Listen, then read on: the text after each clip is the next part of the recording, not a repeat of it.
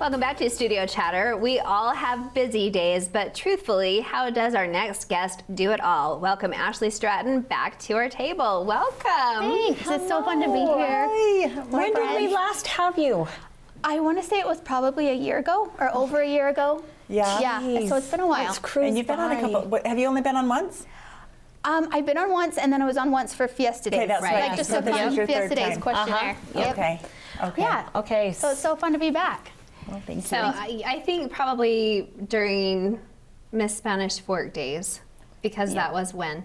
2008? 2008, yes. And I don't know if this show was running yet. I was going at to that say, point. I was maybe helping here at the studios, but not in this capacity. Right, yep. So maybe we can both say that we've grown up a little bit, Yes, right? Is that fair to say? That is very fair to say, yeah.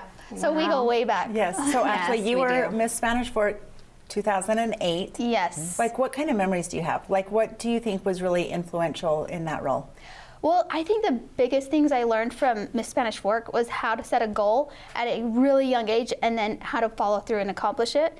And I had some really great mentors that helped me along the way too. But when I tried out for Miss Spanish Fork, I got this cork board and I hung it up in front of my bed and I wrote Miss Spanish Fork 2008 is Ashley Jex, because that was my maiden name at the time. And I put it in front of my bed and then I printed off a picture of Miss America being crowned, because I hadn't been crowned by anything yet. And then I cut out my face and I stuck it on hers.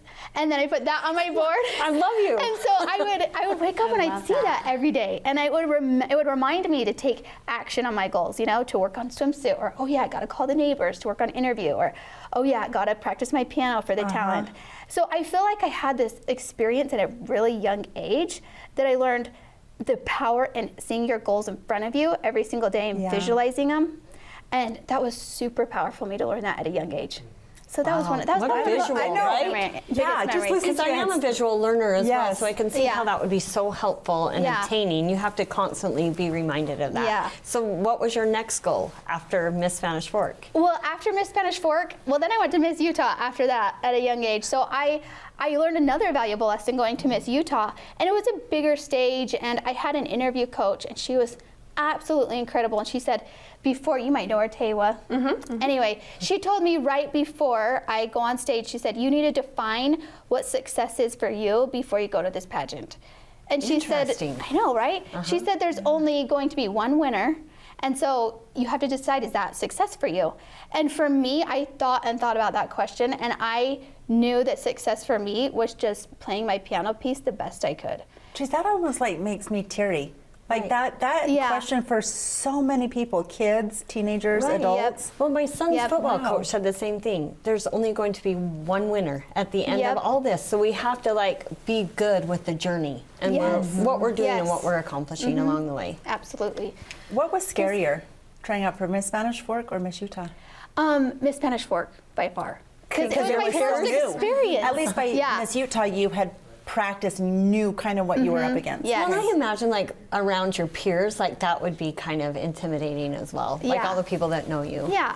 Well, and at that point when I got to Miss Utah, I was really good at visualizing.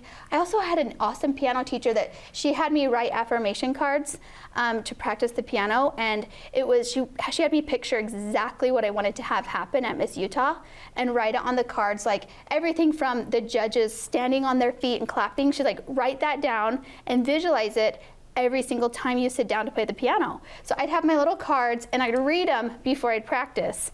And then I would do that, and I really struggled to perform the piano in front of people. So to go and play that successfully, I mean, that to me was success.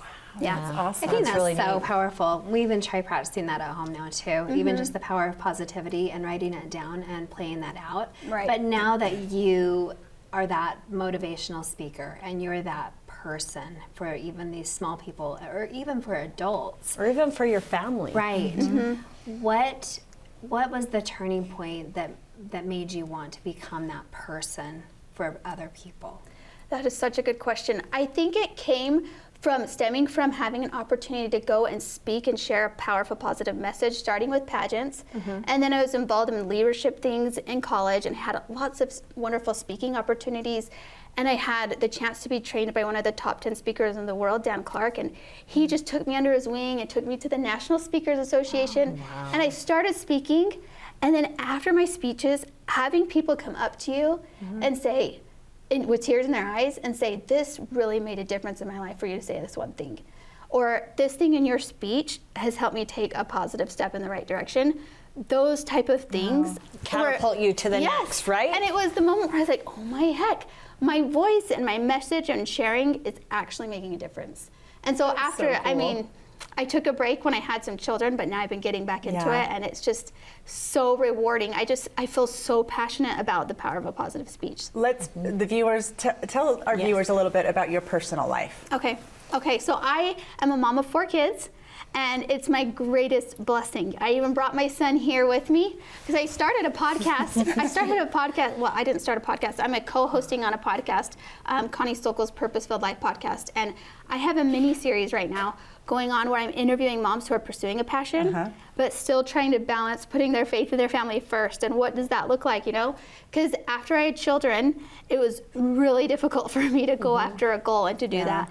And I just felt like I had one failure after another, and I couldn't get traction on how to accomplish a goal and being a mom. Because my family is my most important priority, and no goal or no dream would be worth sacrificing my faith in my family. Totally. And you feel selfish picking one or the other. But yet you feel drawn to something else as well. Accomplishing something for yourself. Yes. And I think there's a lot of moms out there like that. I think most. Yeah. I think most too. Yep. That even though they're at home, they just feel drawn to something.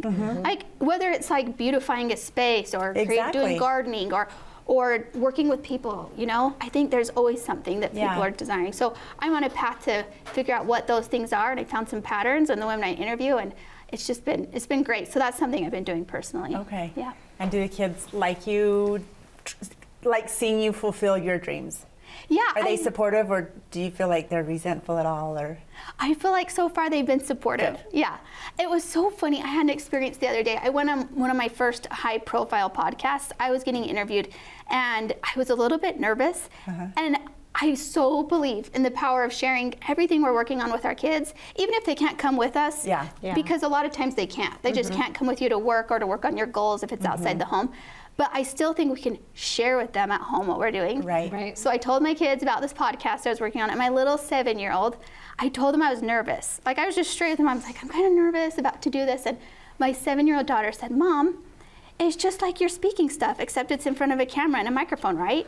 I'm like, yeah, you're so smart. I'm like, she's like, you've done lots of speaking before, so you can do this. I'm like, I can totally do this. That's and darling. she just gave me this great advice of, you know what, Mom, you've done lots of speaking, and a podcast is the same You've gotten thing. up and coming. I know, right? Yep.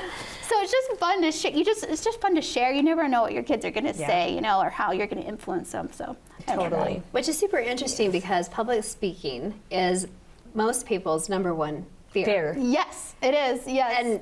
And to be able to say, well, that's what I want to do. I want to do speaking. What makes you, do you think, drawn to speaking and enriching other people's lives that way? I think one of the biggest things is hearing other motivational speakers. My dad took me to some when he would present at his business. He took me to hear some motivational speakers, and I would leave just blown away. And I still remember the stories they told and the principles they taught. And it caused me to then go and take positive action in my life. So I think hearing other positive motivational speakers and learning what a difference they make, that's why I want to do it too, is because I know it can make a difference, right?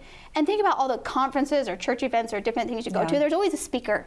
And when they're dry and drab, sometimes I just want to pound my fist a little. Can I come up? Hang on just a second. Let's spice this up a little to keep the people interested, you know? Because there should be a purpose and a real drawn to someone that's speaking and to go to an event. Right. So we're excited. Don't we have more to come? We do. Yep, we're going to pause right there. Okay. Coming up next, we've got more to talk about with Ashley.